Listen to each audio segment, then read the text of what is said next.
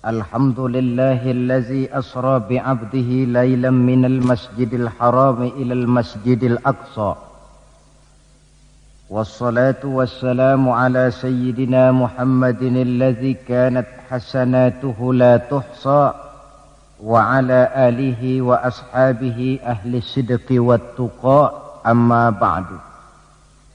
Saudara-saudara hadirin yang berbahagia, manusia ini hidup dalam 3 dimensi waktu: masa lalu, masa sekarang, dan masa yang akan datang. Masa lalu katanya adalah kenangan, masa sekarang adalah kenyataan, dan masa yang akan datang adalah harapan, impian, khayalan, atau cita-cita. Orang yang baik sesungguhnya adalah orang yang pandai mengambil pelajaran dari masa lalu untuk dapat menentukan sikap pada hari ini dan sekaligus merencanakan hari yang akan datang. Sehingga hari ini harus lebih baik daripada kemarin, dan besok harus lebih baik daripada hari sekarang ini.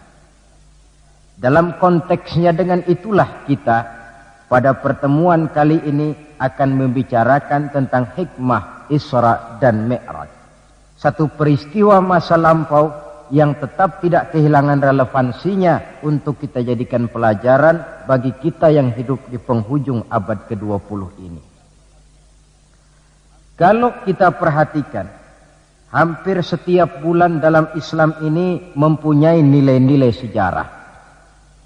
Kalau kita bicara Muharram misalnya, kita diingatkan dengan peristiwa hijrah. Kita bicara Ramadan, diingatkan dengan peristiwa nuzulul Quran. Kita bicara bulan Zulhijjah, diingatkan dengan peristiwa kurban. Kita bicara bulan Syawal, diingatkan dengan Idul Fitri. Kita bicara bulan Rabiul Awal, diingatkan dengan Maulid Nabi. Dan kalau kita bicara bulan Rajab, kita diingatkan kepada peristiwa Isra dan Mi'raj. Sebagai yang kita maklum, Quran itu memang bukan kitab sejarah. Tetapi Al-Quran banyak menceritakan peristiwa-peristiwa bersejarah. Dan kalau kita perhatikan, gaya bahasa yang digunakan oleh Al-Quran di dalam menceritakan peristiwa-peristiwa bersejarah itu berbeda satu dengan lainnya. Istimewa sekali bahwa untuk menceritakan peristiwa Isra dan Mi'raj, Allah memulai ayatnya dengan menggunakan kalimat tasbih. Seperti yang kita baca dalam surah Bani Israel ayat pertama. Subhanallazi asra bi'abdihi laylan minal masjidil harami ilal masjidil aqsa. Maha suci Allah yang telah menjalankan hambanya pada suatu malam dari Masjidil Haram di Makkah ke Masjidil Aqsa di Palestina. Mari kita coba dekati ayat ini per kalimat untuk memudahkan pengertian kita di dalam memahami peristiwa Isra dan Mi'raj ini. Ayat ini dimulai dengan kalimat subhanallazi. Dalam ilmu balaghah, kalimat semacam ini disebut dengan kalimat ijaz, yaitu kalimat yang redaksinya ringkas namun isinya padat. Di situ ada kata yang tersirat, yakni lafzul jalalah, sehingga asli kalimatnya subhanallahillazi, maha suci Allah. Dan ini disebut dengan kalimat tasbih. Banyak peristiwa-peristiwa bersejarah yang diceritakan dalam Al-Quran, tetapi jarang yang diawali dengan kalimat tasbih. Al-Quran menceritakan bagaimana Allah menciptakan Nabi Adam, tidak dimulai dengan kalimat tasbih. Al-Quran menceritakan bagaimana Fir'aun dan bala tentaranya ditenggelamkan di Lautan Merah. Itu kejadian hebat, tidak dimulai dengan kalimat tasbih. Pun Al-Quran menceritakan bagaimana umatnya Nabi Saleh, umatnya Nabi Hud dan lain sebagainya yang ditelan gempa bumi ditiup angin topan, seluruhnya diceritakan dalam Al-Quran, tetapi tidak satu pun yang dimulai dengan kalimat tasbih. Istimewa untuk menceritakan Isra dan Mi'raj ini, Allah memulai ayatnya dengan kalimat tasbih. Subhanallazi, maha suci Allah. Maha suci dari segala kelemahan, maha suci dari segala kekurangan, maha suci dari segala ketidakmampuan. Allah mempertaruhkan kesuciannya untuk menjamin kebenaran peristiwa Isra dan Mi'raj.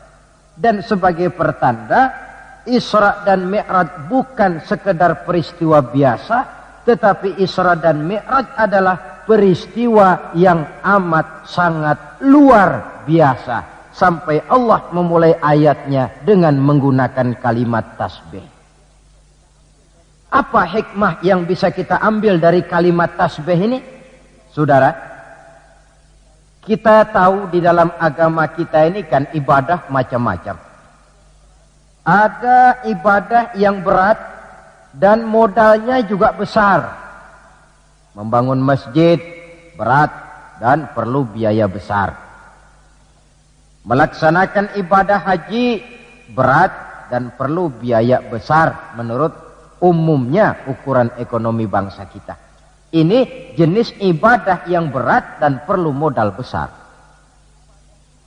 Lalu ada pula ibadah itu yang berat tapi modalnya ringan. Seperti puasa. Puasa itu kan berat, puasa itu. Bukan menahan lapar dan hausnya yang berat, tetapi esensi puasa itu sendiri, yakni kemampuan mengendalikan nafsu. Kita ini kan kalau sedang puasa, lapar sih tahan, tapi marah kadang-kadang nggak tahan. Haus tahan, tapi ngomongin orang kadang-kadang nggak tahan. Padahal di situ esensi puasa, kemampuan mengendalikan nafsu. Dia ibadah yang berat, tapi modalnya ringan. Modal paling penting niat.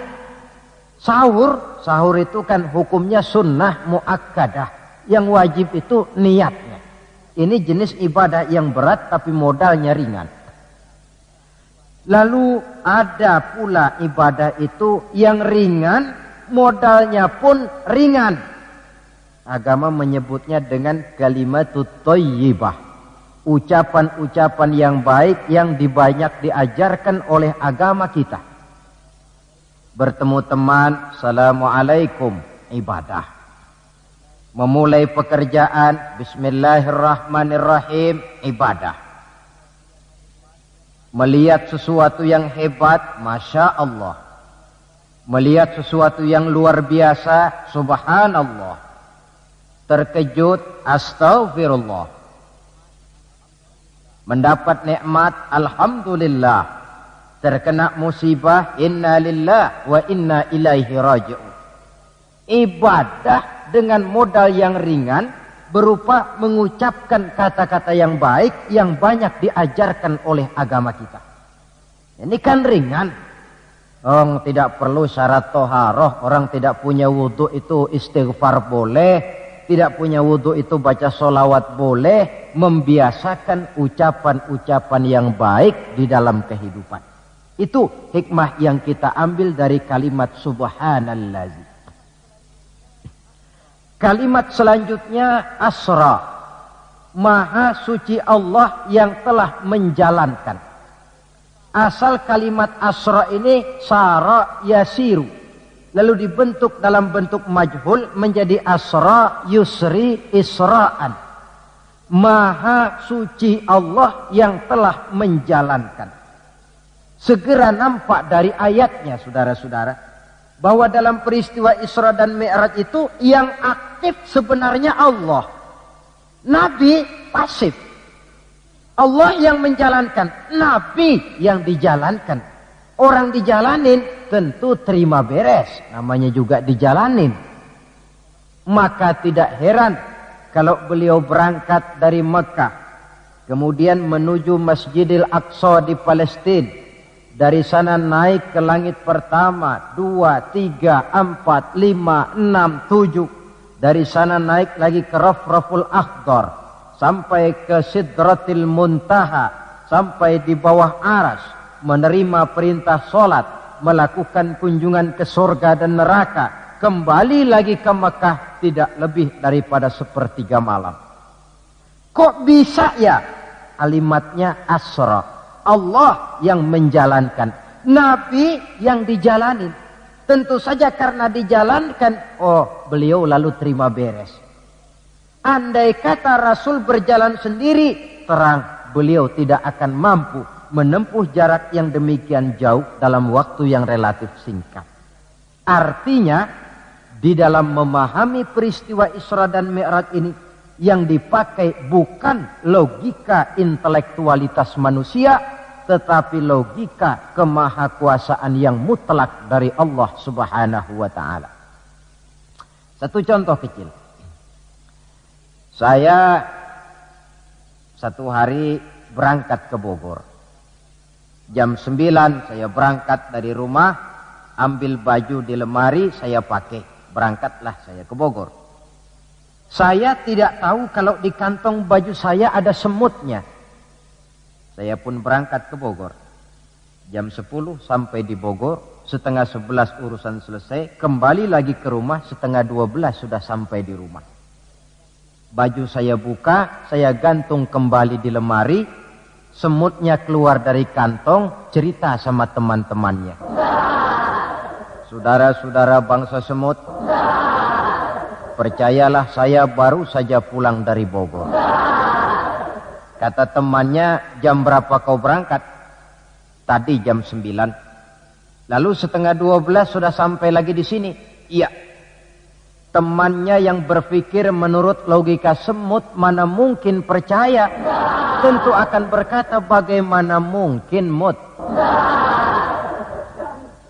Badanmu begitu kecil, jalanmu begitu lambat, masa ke Bayoran Bogor jam 9 berangkat, setengah 12 sudah pulang lagi? Temannya tidak tahu, semut bukan jalan sendiri, tapi nyempeng di kantong saya. Dahulunya Abu Jahal, Abu Lahab, dan abu-abu lainnya, itu mikirnya pakai logika manusia. Ya jelas toh, peristiwa ini tidak akan bisa dicernakkan oleh logika. Karena itu kalau sedikit orang mau merenungi ayatnya, tidak terlalu sulit memahami Isra dan Mi'raj. Dia kehendak Allah, bukan kehendaknya Rasulullah sallallahu alaihi wasallam. Ini kalimat asra. Kemudian kalimat bi'abdihi, maha suci Allah yang telah menjalankan hambanya. Kenapa kok Allah memakai kalimat tidak langsung?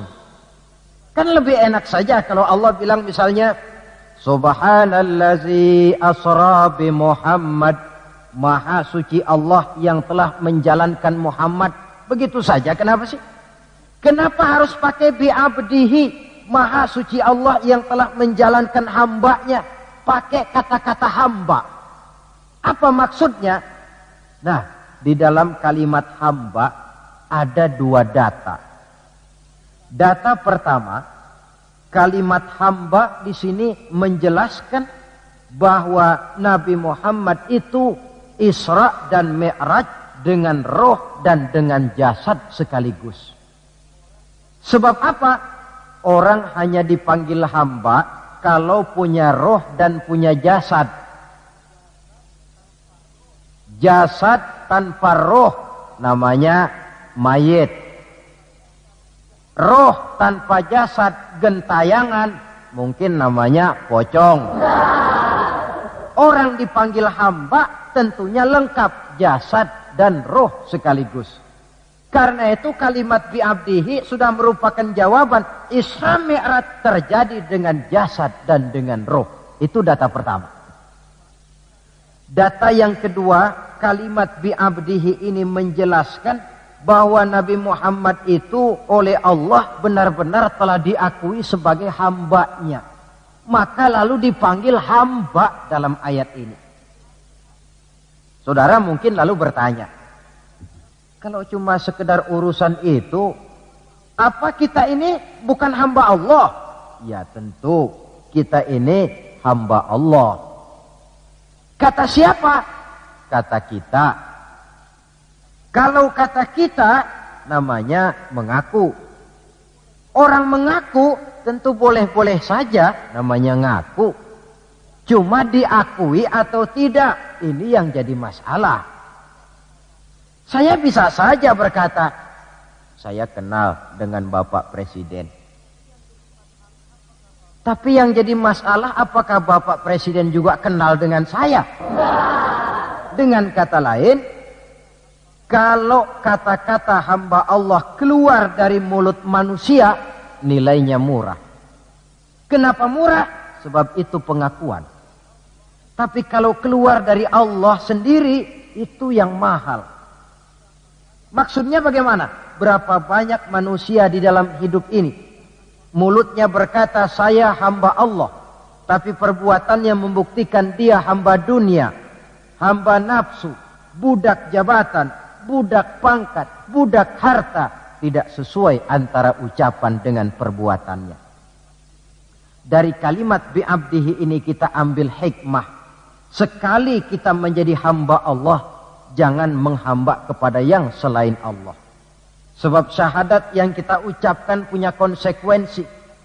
Asyhadu an la ilaha illallah. Saya bersaksi tidak ada Tuhan melainkan Allah. Maka itu berarti saya tidak akan menyembah kecuali hanya kepada Allah. Saya tidak akan pernah takut kecuali hanya kepada Allah. Saya tidak akan pernah minta tolong kecuali hanya kepada Allah. Saya tidak akan menggantungkan hidup kecuali hanya kepada Allah. Saya tidak akan pernah takut kecuali hanya kepada Allah. Konsekuensi yang logis daripada ucapan kalimat syahadat itu. Sekali kita menghamba kepada Allah, jangan menghamba kepada yang selain Allah. Adapun Nabi sebelum dipanggil bi'abdihi dalam ayat ini, kita baca dari sejarah tahun-tahun sebelum beliau dipanggil dengan kalimat bi'abdihi, tahun kelabu, amul huzni dalam sejarah itu, tahun duka cita. Beliau ditinggal oleh paman tercinta Abu Thalib. Setelah paman tercinta meninggal, istri tercinta pun wafat, Khadijah. Wafat kedua pelindung ini makin meningkat gangguan kafir Quraisy. Dihina, dicemoohkan, dicaci maki, dilontari dengan kotoran unta, bahkan akan diancam untuk dibunuh.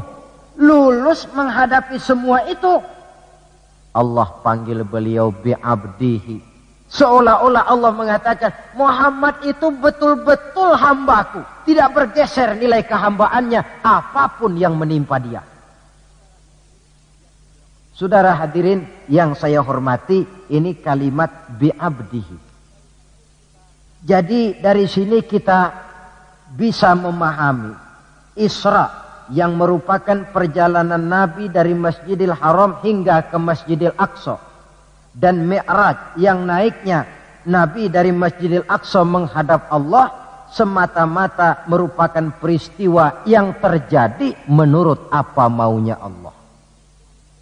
Nah, kemudian apa tujuan daripada Isra dan Mi'raj itu?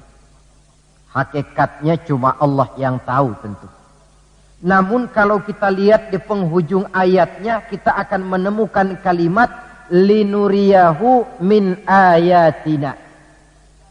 Keseluruhan perjalanan yang ajaib itu, sejak berangkat sampai kembali, tujuannya linuriyahu min ayatina.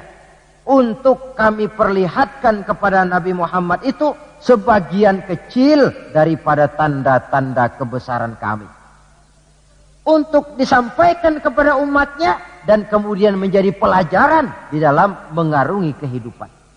Seluruh perjalanan yang dilihat oleh Nabi, seluruh pemandangan yang ditemui di dalam perjalanan, itu merupakan sebagian kecil dari tanda-tanda kebesaran Allah. Dan itu merupakan tamsil, contoh pelajaran buat kita yang hidup di zaman sekarang ini. Misalnya, di dalam perjalanan, Rasul melihat ada orang mencakar-cakar mukanya dengan kukunya sendiri. Beliau bertanya, ya Jibril, itu orang macam apa? Jibril yang waktu itu bertindak sebagai bodyguard menjelaskan, Muhammad, itulah contoh daripada umatmu, orang-orang yang suka memburuk-burukan saudaranya sendiri. Ditamsilkan bagaikan orang yang mencakar mukanya sendiri. Sebab muslim ini bersaudara seperti satu tubuh. Jikalau yang satu sakit, yang lain akan ikut merasakan sakit. Jikalau satu terinjak, yang lain merasakan akibatnya. Ibu jari tersandung batu, mulut akan berkata aduh, air mata akan keluar, kepala mungkin akan ikut pusing, dan itu refleks tanpa harus menunggu undangan. Orang yang memburuk-burukan saudaranya sendiri, hakikatnya mencakar mukanya sendiri. Bak kata pepatah, menepuk air di dulang, terpercik muka sendiri. Lalu beliau melihat pula ada orang dipotong lidahnya. Kata malaikat Jibril, Muhammad, itu tamsil daripada umatmu, orang-orang yang suka mengumpat, para pembuat fitnah, tukang bikin gosip dan menjelek-jelekan orang lain. Maka lidahnya akan dipotong sedemikian rupa. Lalu beliau melihat pula dalam perjalanan ada orang memikul kayu. Sudah cukup berat, rengkek-rengkek dia membawa beban yang cukup berat itu. Anehnya malah beban yang sudah cukup berat itu bukan dikurangi, malah ditambahi. Makin berat makin ditambah, makin berat makin ditambah. Sampai Nabi heran dan tanya, Jibril, apa lagi kalau ini? Nah Muhammad, ini tamsil daripada umatmu, orang-orang yang dipercayakan untuk memikul satu amanah, tetapi amanah yang satu belum dia laksanakan, sudah diterima amanah yang lain. Akhirnya bertumpuk-tumpuk di pundaknya amanah-amanah yang harus disampaikan. Orang yang terlalu banyak jabatan, tetapi kemudian ternyata tidak mampu melaksanakan tugasnya. Tapi dikasih jabatan baru, mau lagi. Dikasih yang baru, mau lagi. Soal mampu of tidak, soal nomor 2, yang penting punya jabatan. Orang yang di dalam menerima suatu pekerjaan tidak pernah mengukur dengan batas kemampuan yang dimilikinya. Lalu beliau melihat pula ada sekelompok orang menanam. Hari itu dia menanam, hari itu juga tumbuh, hari itu juga keluar buahnya. Diketamnya, lalu tumbuh lagi gantinya. Tiap kali diketam, tiap kali keluar buahnya. Itu tamsil apa ya Jibril? Kata malaikat Jibril, wahai Muhammad, itulah satu contoh daripada umatmu, orang-orang yang gemar memberikan bantuan kepada orang yang memang memerlukannya. Mereka yang rajin sedekah, membantu fakir miskin, menyantuni yatim piatu, memberikan bantuan kepada pengembangan dakwah, madrasah, pendidikan dan pesantren. Hakikatnya mereka mengeluarkan uang, tetapi hakikatnya itu adalah untuk kepentingan diri mereka sendiri. Dicontohkan laksana orang, hari itu dia menanam, hari itu tumbuh buahnya. Dia petik, keluar lagi gantinya. Begitu seterusnya, tidak pernah berhenti. Jadi orang yang rajin bersedekah, senang memberikan bantuan kepada mereka yang memerlukannya, pada hakikatnya adalah orang-orang yang tidak pernah merugi barang sedikit pun. Malah milik kita yang sebenarnya adalah apa yang sudah kita belanjakan di jalan Allah. Uang kita di kantong kita adalah uang kita hari ini. Besok barangkali uangnya sopir taksi. Uang yang ada di dompet uang kita hari ini. Besok barangkali uangnya tukang rokok. Uang kita yang sebenarnya apa yang sudah kita belanjakan di jalan Allah. Baik dalam bentuk zakat, infak, sedekah dan lain sebagainya. Tentu banyak peristiwa yang dilihat oleh Nabi di dalam perjalanan yang seluruhnya merupakan pertanda kebesaran dari Allah Subhanahu wa taala. Nah, Saudara, kemudian di antara tujuan Isra dan Mi'raj, di samping memperlihatkan sebagian kecil tanda kebesaran Allah, menerima perintah sholat. Dari segi menerimanya saja sholat itu sudah istimewa. Coba kita lihat. Allah perintah kita puasa. Cukup turun ayat. Ya ayyuhalladzina amanu kutiba alaikumussyam. Cukup turun ayat. Allah perintah orang yang mampu untuk melaksanakan ibadah haji. Cukup turun ayat. Allah perintah kita bayar zakat. Cukup turun ayat. Tapi Allah perintah kita sholat. Tidak cukup cuma sekedar turun ayat. Nabinya langsung dipanggil. Dari segi ini saja, sholat itu sudah istimewa. Benar kalau Nabi menyatakan, innama masalus sholati fid din kama salir ra'si fil jasad. Kedudukan sholat dalam agama sama dengan kedudukan kepala dalam anggota badan manusia. Kita yakin manusia tidak punya sebelah tangan, mungkin masih bisa hidup. Manusia tidak punya sebelah kaki, barangkali masih bisa hidup. Manusia tidak punya sebelah telinga, masih bisa hidup. Tapi kalau manusia sudah tidak punya kepala, umpama hidup juga, itu barangkali tulen turunannya kuntilanak.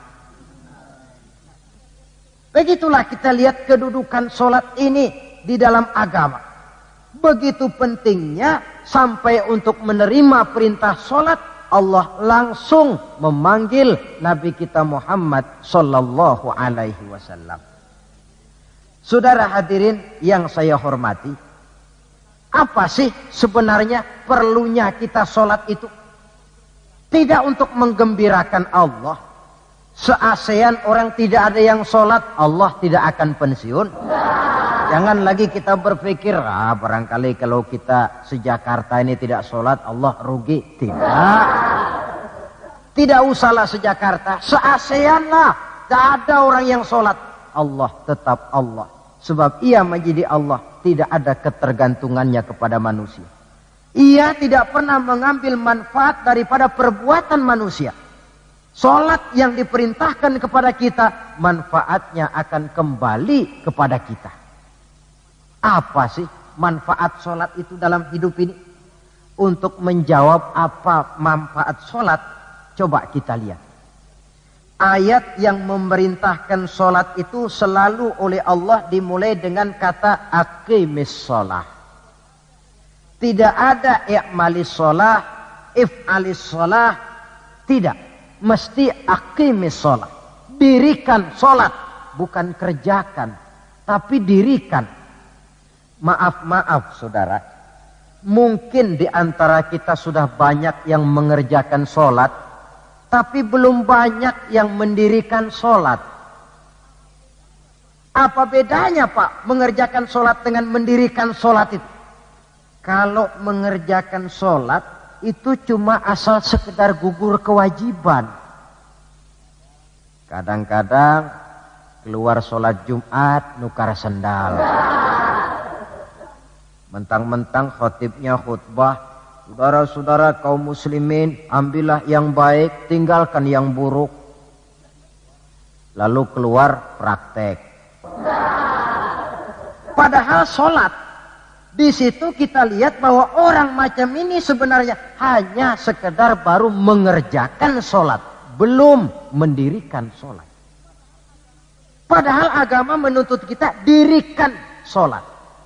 Apa pengertian mendirikan sholat itu? Mendirikan sholat artinya mengerjakan sholat dengan betul, cukup syarat rukunnya, selesai sholat, ajaran sholat diterjemahkan di luar sholat. Itu artinya mendirikan sholat. Jadi ada istimrar, kontinuitas, kesinambungan kata orang sekarang. Pada waktu dia mengerjakan sholat kelihatan khusyuknya. Setelah selesai dia sholat, kembali ke masyarakat, kembali ke tempat tugas, ajaran sholat diterjemahkan di sana. Nah, saudara hadirin, apa ajaran sholat yang harus kita terjemahkan dalam hidup, yang artinya ini merupakan manfaat daripada sholat? Pertama, sholat mengajarkan kita satu sifat yang disebut rendah hati, at-tawadhu. Rendah hati bagaimana? Anggota badan kita yang paling kita hormatikan kepala. Kalau bergurau dengan teman, dipukulnya tangan kita, masih senyum kita. Dipegangnya kaki, masih senyum kita. Tapi kalau sudah kepala, marah. Namun kepala yang begini kita hormati, manakala sujud di hadapan Allah, sama rendahnya dengan telapak kaki kita. Allahu Akbar.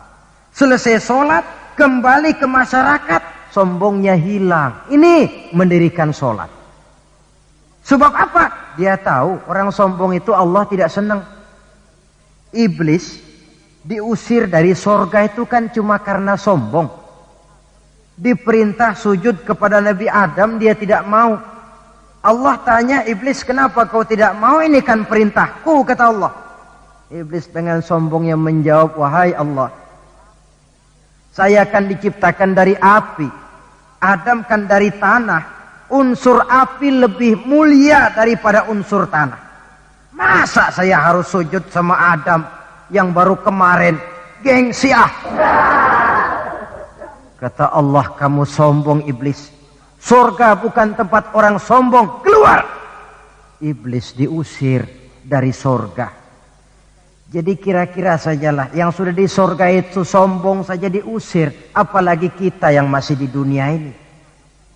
Dalam segala bentuknya, sombong itu Allah tidak senang. Sombong ilmu, Allah tidak senang.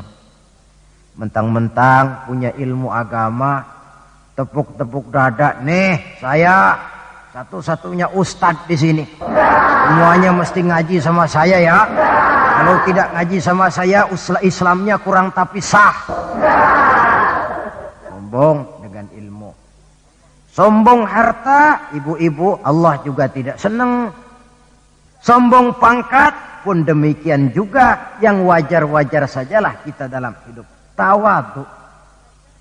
Yang kedua, sholat mengajarkan kita untuk ikhlas. Berbuat tanpa pamrih. Kalau sudah Allahu Akbar, itu sudah karena Allah. Orang mau puji atau tidak, mau tahu atau tidak, mau dengar atau tidak, yang penting Allah. Tertanam keikhlasan. Bagaimana orang yang ikhlas dalam berbuat itu? Maaf. Orang yang ikhlas dalam berbuat itu seperti orang buang air besar. Saudara, kalau saya tanya, pagi-pagi buang air besar itu ikhlas apa tidak? Walaupun malam saudara habis makan enak, sate, opor ayam, buahnya anggur, apel, besok pagi dibuang, ikhlas.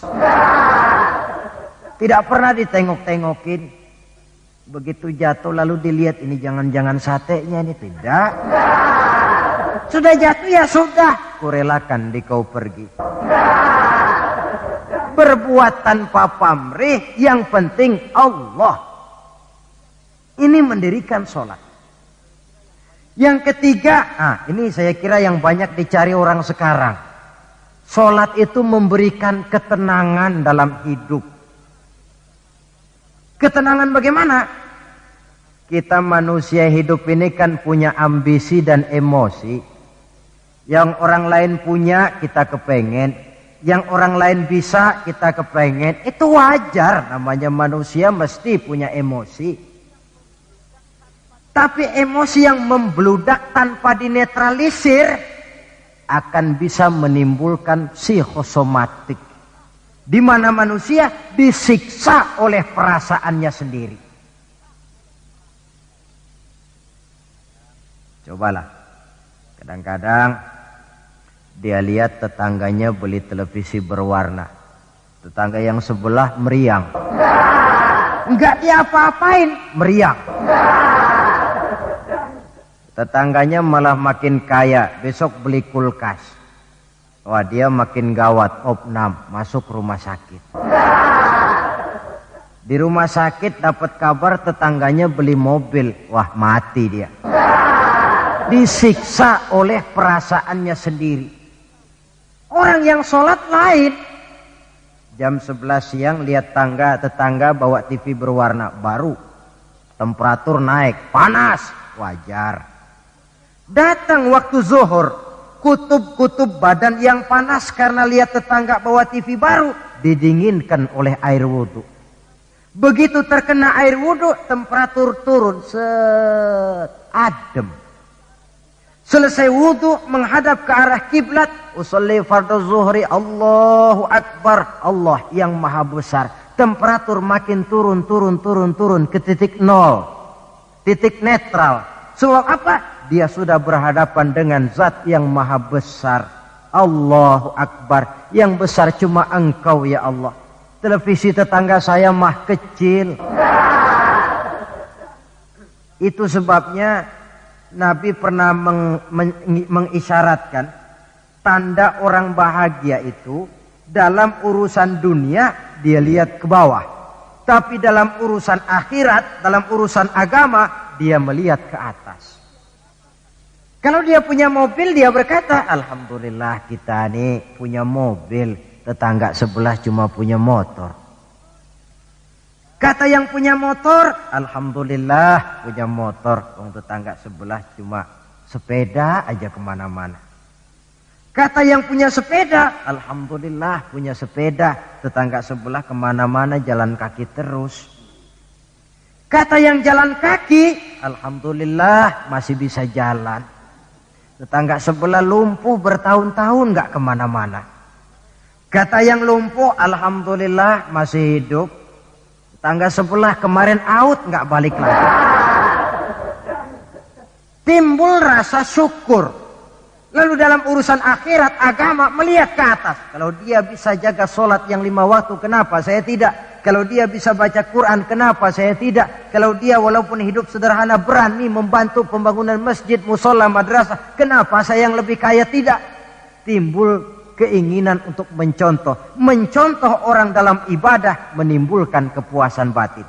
Sebaliknya, mencontoh orang dalam urusan harta menimbulkan rasa penasaran, hasud, dengki, tidak senang melihat orang lain mendapat nikmat, dan paling akhir disiksa oleh perasaannya sendiri. Ketenangan dalam hidup, ketenangan dalam rumah tangga tercipta karena sholat.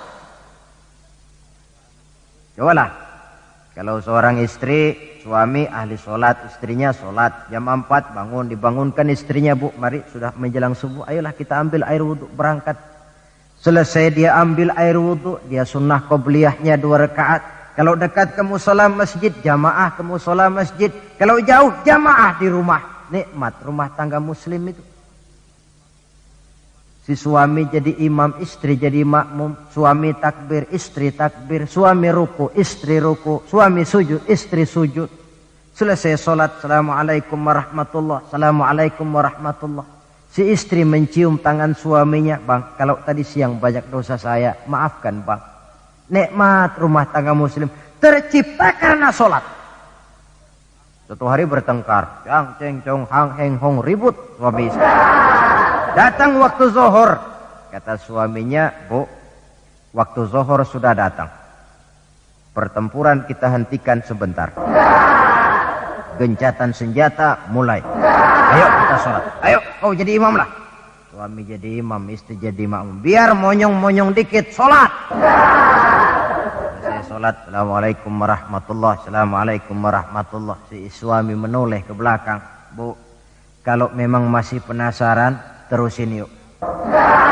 Saya kira kalau memang masih terus juga, itu memang dasar ahli bertengkar. Sudah profesional itu. Pakai sholat saja tidak mempan, bagaimana pula dengan yang lain.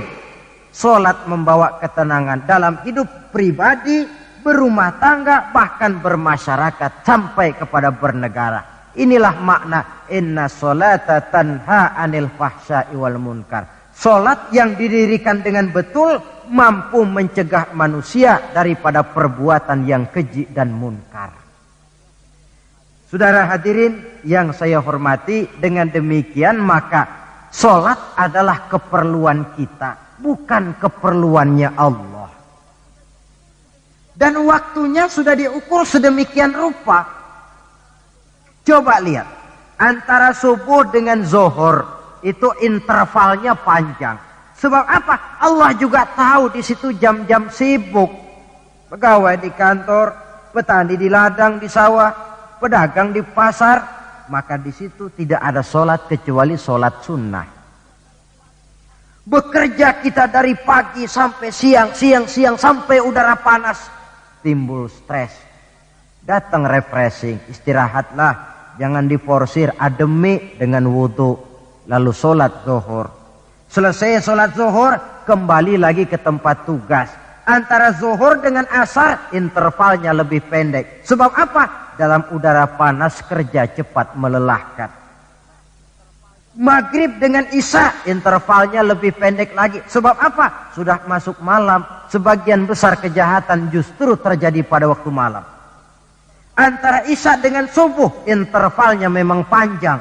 Tapi di sana ada terminal kontrol cadangan yang disebut tahajud, hajat dan sebagainya. Terminal kontrol cadangan untuk menjaga stabilitas temperatur batin manusia. Jadi dengan demikian, kalau diabaikan, kerugian untuk manusia sendiri. Sebab hakikatnya Allah tidak pernah mengambil manfaat daripada amal dan perbuatan manusia itu. Nah, saudara-saudara, dari uraian yang singkat ini kita ambil beberapa kesimpulan. Pertama, Isra dan Mi'raj adalah maunya Allah. Kita manusia punya kemauan, Allah juga punya kemauan. Kalau kemauan kita sesuai dengan kemauan Allah, tentu jadi. Kalau tidak, ya tidak. Maunya Allah yang jadi, bukan maunya kita. Nah, agar mau kita dimaui Allah, caranya bagaimana? Mudah saja. Ikuti apa maunya Allah, nanti dia ikuti maunya kita. Dekati Allah, nanti dia dekat dengan kita. Kalau dekat, fasilitas tentu dikasih. Memang kita dekat sama lurah saja kadang-kadang dapat fasilitas kan. Dekat dengan orang-orang tertentu bisa mendapat fasilitas. Dekat dengan Allah, demikian juga adanya. Sarana komunikasi yang paling efektif untuk mendekati Allah, sholat adanya. Yang kedua, seluruh kejadian dalam alam hanya bisa terjadi karena dua proses. Pertama yang disebut proses kauniyah, yaitu seluruh kejadian yang terikat oleh hukum kausal, hukum sebab akibat. Kalau begini, mesti begitu. Kejadian seperti ini bisa diperhitungkan, dapat diperkirakan, dan bisa dianalisa. Tapi ada kejadian lain yang disebut proses rabbaniyah. Kejadian yang terjadi menurut apa maunya Allah dan tidak tunduk kepada manusia, kepada hukum kausal. Contoh, kalau ada anak kecil, logika kita akan lalu mikir, ini ada anak kecil, mesti ada bapaknya, mesti ada ibunya. Ibu bapak sebab anak akibat, itu proses kausal. Tapi kalau Allah yang mau, tidak mesti. Nabi Adam, ibu tidak ada, bapak tidak ada, Allah mau jadi. Tidak bisa diselidiki secara eksat. Bagaimana ya proses terjadinya Nabi Adam secara antropologi budaya? Buntu. Nabi Isa, ibu ada, bapak tidak ada, Allah mau jadi. Tidak bisa diselidiki secara medis. Bagaimana ya menurut ilmu kedokteran? Kok Siti Maryam bisa hamil padahal dia tidak punya suami? Mukjizat. Maryam hamil tanpa suami, Allah yang mau. Cuma tentu agak kita sesalkan bahwa di zaman sekarang ini rupanya banyak juga perempuan-perempuan tidak mau kalah dengan Siti Maryam ini. Ini barangkali termasuk mukjizat abad 20. Saudara-saudara, otoritas intelektual perlu, tapi tidak bisa mentargetkan. Beberapa tahun yang lalu, Direktorat Vulkanologi itu sibuk mengawasi 2 buah gunung berapi yang dianggap bahaya kelas 1 dan setiap saat bisa meletus. Sore, pagi, siang, malam diawasi. Merapi di Jawa Tengah dan Anak Krakatau di Selat Sunda. Apa yang kemudian terjadi? Yang diawasi tenang-tenang saja.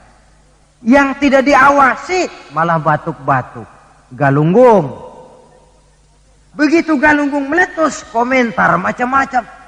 Kata Direktorat Vulkanologi, oh itu kan gejala alamiah. Gejala alamiah. Kata yang seniman, oh itu karena alam sudah bosan bersahabat dengan manusia. Macam-macamlah komentar. Tapi satu hal yang jelas, otoritas intelektual manusia itu harus sadar akan kelemahan keterbatasannya. Janganlah karena terlalu memuja otak sampai kita lupa kepada yang bikin otak. Sebab bagaimanapun jeniusnya otak manusia, yang bikin otak tentu lebih jenius lagi. Kita kagum dengan otak manusia, tapi kadang-kadang kita lupa dengan sang pembuat otak.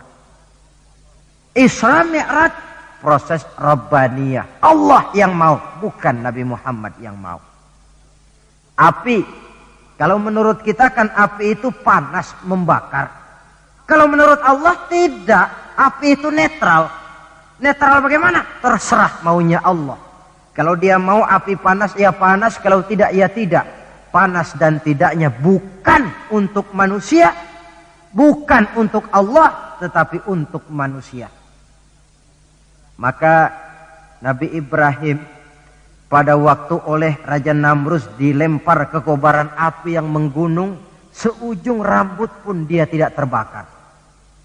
Sebab apa?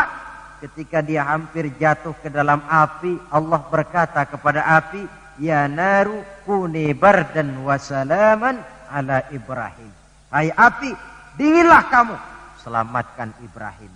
Api tunduk kepada maunya Allah, seujung rambut pun Nabi Ibrahim tidak terbakar, malah kedinginan di tengah kobaran api. Kasus macam ini tidak bisa diselidiki secara eksat. Bagaimana kok Nabi Ibrahim itu enggak kebakaran di dalam api? Oh, barangkali baca ayat itu tuh yang tadi itu. Saudara boleh coba. Bacalah ya narukuni bardan wa salaman alayya. Masuk saudara ke dalam api, insya Allah mateng. Kalau potongan kita, sebab yang kita mau itu belum tentu Allah mau. Kalau yang kita mau Allah mau, tentu jadi. Kalau tidak, tidak. Isra Mi'raj sekali lagi, peristiwa Rabbaniyah dan bukan peristiwa kauniyah. Logika di dalam memahaminya bukan logika intelektual, tetapi logika kemahakuasaan yang mutlak dari Allah Subhanahu wa ta'ala. Yang ketiga, marilah kita berusaha agar setiap gerak hidup dalam dunia ini bernilai ibadah. Sekurang-kurangnya berupa ucapan-ucapan yang baik. Bukankah yang namanya ibadah itu ya sholat ibadah, puasa ibadah, zakat ibadah, haji ibadah. Tapi tidak terbatas kepada hanya sekedar itu. Membangun rumah sakit, membangun sekolah, membangun panti asuhan yatim piatu, itu keseluruhannya merupakan ibadah. Sekurang-kurangnya ibadah dalam bentuk ucapan-ucapan yang baik, yang menyenangkan orang dan berpahala kita mengucapkannya. Ini tidak terlalu sulit dan bisa kita praktekkan di dalam kehidupan sehari-hari. Begitu pentingnya soal ucapan, sampai dalam satu ayat Allah menjelaskan, wa qaulun ma'rufun khairun min shadaqatin yatba'uha adza. Ucapan yang baik itu lebih disukai Allah daripada sedekah tapi menyakitkan hati orang yang menerimanya. Sedekah itu pahalanya besar tentu, tapi kalau menyakitkan hati orang yang menerima, lebih baik ngomong yang enak-enak sajalah. Termasuk ini kalimatut thayyibah, ucapan yang baik. Yang keempat, marilah kita menjaga stabilitas kita sebagai hamba Allah. Miskin hamba Allah. Jadi orang kaya tetap hamba Allah. Orang biasa hamba Allah. Punya pangkat, jabatan, kedudukan tetap hamba Allah. Dalam keadaan bagaimanapun posisi kita, nilai kehambaan jangan bergeser adanya. Yang kelima, Isra Mi'raj sesungguhnya merupakan batu ujian. Setelah terjadi peristiwa Isra Mi'raj kelihatan mana yang loyang, mana yang emas, mana yang batu kerikil, mana yang mutiara dan intan. Setelah terjadi Isra dan Mi'raj, yang beriman makin mantap imannya, yang ragu-ragu makin kembali malah kepada kekafiran, yang memang sudah kafir makin menghebat kekafirannya. Rombongan pertama yang makin mantap imannya diwakili oleh Abu Bakar Siddiq. Sehingga ketika diceritakan orang kepadanya, wahai Abu Bakar, sahabatmu Muhammad itu sudah gila dia. Gila bagaimana? Masa dia cerita katanya tadi malam dia dari Masjidil Aqsa, lalu sekarang sudah ada di Mekah lagi. Betul dia cerita macam itu? Betul. Saudara, kalau memang Muhammad yang cerita macam itu, jangankan cuma sekedar sampai Masjidil Aqsa di Palestina, lebih daripada itu pun kalau dia yang memang betul cerita, saya percaya. Makin mantap. Yang ragu-ragu malah ada yang kembali kepada kekufuran. Yang kafir malah makin menghebat kekafirannya. Maka Isra Mi'raj merupakan ujian bagi umat untuk menyaring, merupakan filter mana umat Nabi yang benar-benar yakin dengan iman, dan mana yang setengah-setengah, dan mana yang murtad, kemudian mana yang ingkar dan kafir. Oleh karena itu, hakikatnya kejadian apapun yang kita alami dalam hidup hendaklah berlaku seperti Nabi Sulaiman alaihi salam. Diberikan beliau kekuasaan, diberikan pengetahuan, diberikan harta yang banyak. Atas semua itu beliau hanya berkata, hadza min fadli rabbi liyabluwani aashkuru am akfur. Semua ini, kekuasaanku, hartaku, ilmu pengetahuan yang diberikan kepadaku, ini cuma sekedar karunia untuk menguji diriku, adakah aku bersyukur karenanya atau malah aku menjadi ingkar karenanya. Maka bersyukurlah kita yang hidup di satu zaman yang jauh dari zamannya Rasulullah. Kita belum pernah berjumpa dengan beliau, belum pernah mendengar suara beliau, tidak melihat gerak langkah perjalanan beliau. Entah kita beriman dengan peristiwa Isra dan Mi'raj ini.